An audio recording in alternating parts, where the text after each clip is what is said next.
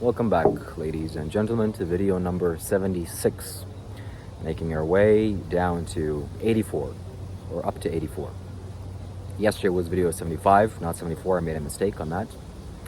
Today's video number 76, so 8 more to go, I guess. The last video will be very potent, for sure, I can tell you that, so stay tuned until video number 84. And then later after this, after 84 videos are over, up until 112, I'm still going to be practicing and learning certain things. And 112 onward to 1008 will be the next chapter of these YouTube series. Today's video is going to be very powerful because I have something new that I want to share with you. Something that I haven't been utilizing in my videos, which is this piece right here. This is a solid mercury, and you will notice that the quality and the energy behind this video will be unique and different. Also, something I want to mention and say is that today I started a potent practice, and it will culminate in 112 days. So November 2nd, which is the Day of the Dead, you will see a new me, a new version of me. I'll make sure to record a video then. Now, having said all this, coming to the topic of this video, why you shouldn't misuse your sexual energy. Why you shouldn't misuse your sexuality. The Buddha classified this in a few parts. He said that unlawful sexual activity is to be refrained, stayed away from. Anything that is viewed as unlawful in a land that you live in, you should avoid. So for the most part, in most countries, this is as it relates to, forcing yourself onto someone. And we all know how ugly that is. Secondly, you shouldn't have this is the last part that I'll say. This is a very simple topic. Last part is that you shouldn't engage in sexual activity with anyone that is under the protection of their mother and their father, their relatives, and whoever else is taking care of that person. To me, in my mind's eye, anyone below the age of 21. Not to say that if someone is below the age of 21 and you're above 21 and you have a sexual relationship with one another, that's wrong, unethical. But 21, because if you are below 21 years of age, you are still under the protection of your mother and father, whether you know it or not, or you still are being taken care of by the authority figures of your life.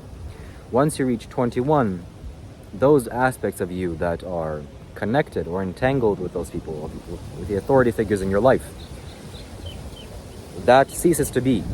You totally cut yourself off from those possibilities and you become a full individual. You become yourself. You truly become an adult in my vision, in my view. So anyone below 21 years of age is still, like a child, and they're under the protection of their mother and father. But as it relates to this context, obviously this is people that are below the age of consent in the laws in the land that you live in. The age of consent is different from various places, and that's how it is. Also, it is unethical to sleep or to seduce or persuade people that are married or engaged or soon to be married to have sexual relations with you, because they have taken a commitment and you are swaying them from that commitment. This is not a good thing to do. Not to say that marriage is some holy of the holy. It can be, but not for most people. This is kind of similar to if you're persuading someone to eat donuts if they're on a rigorous exercise routine and they want to lose weight. This is something that is unethical to do. It's not good for you. It's not wise. So that's pretty much it as it relates to sexual energy. There are smaller nuances to this that I'd like to share with you here, that I'd like to add.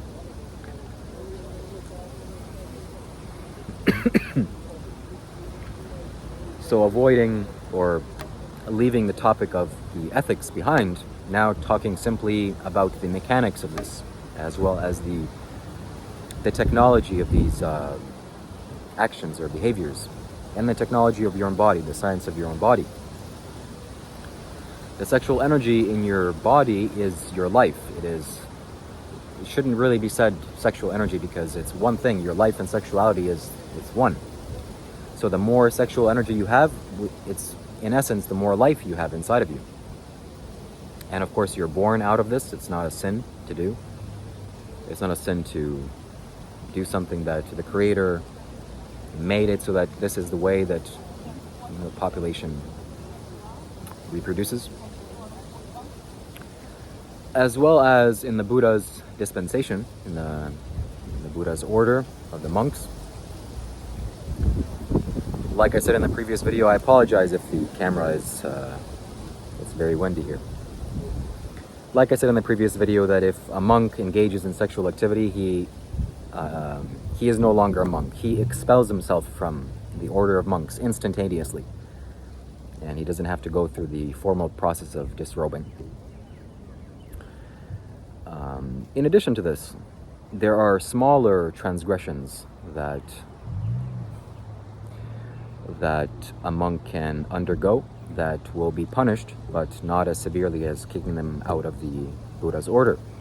And those things are such as masturbation and viewing certain things and engaging with women in specific ways. Generally, a monk is supposed to not engage with women at all, unless certain requirements are met. Like there always has to be at least one other male monk with you if you're in a room with a woman. You cannot be in a room with a woman by yourself.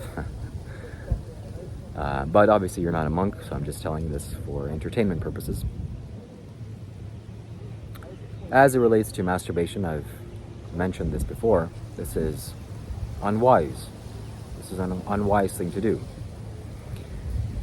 It's like you wouldn't go into your arm and draw blood and then dispose of the blood in however way you can. That's misusing the purpose of blood. Similarly, you wouldn't do this with any other of your resources in your body. And just like this, you shouldn't do this with your own sexual fluids. Especially if you're a man. I'm talking about men, because obviously women are different in this respect. If you're a man, the purpose of your semen is to replicate, is to make a child. And that's the only purpose that nature has given you. So, deducting from that logic, the only time that you should ejaculate is if you want to reproduce, if you want to make a child. Otherwise, it is an unwise thing to do. Excuse me. And as it relates to the woman, the act of orgasm, both for men and women, is very rewarding. It's very pleasurable. I don't have to tell you this, you already know this. And because of this fact, because of this reason, this is why it's so damaging for the brain. If you engage in this act, I would say,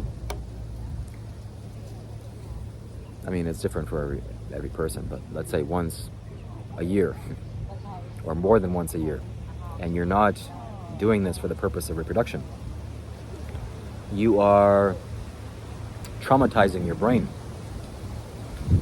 It's a very coarse thing to do. So looking at it from a different perspective,